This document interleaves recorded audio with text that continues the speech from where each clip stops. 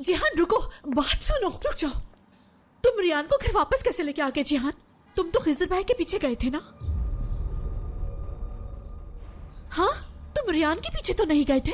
आजाद को रोका तो अब तुम शुरू हो गए। खानदान, अपने खानदान की हिफाजत के लिए मुझे कुछ भी करना पड़ा तो मैं तुमसे इजाजत मांगने के लिए हरगिज नहीं आऊंगा। मैं कोई और नहीं, तुम्हारी बीवी हूँ जिहान। खानदान, ये वक्त इन बातों का नहीं है।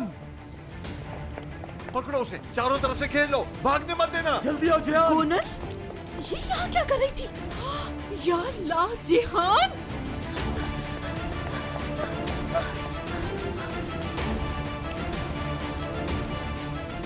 गुनल,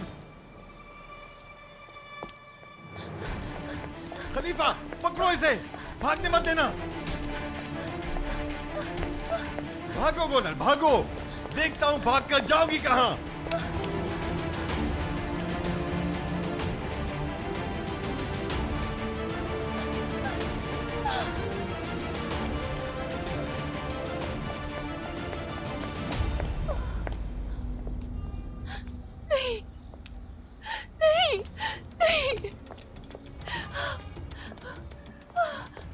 छोड़ो, छोड़ो मुझे, छोड़ो, छोड़ो। तुम भागकर कहीं नहीं जा सकती गोनल।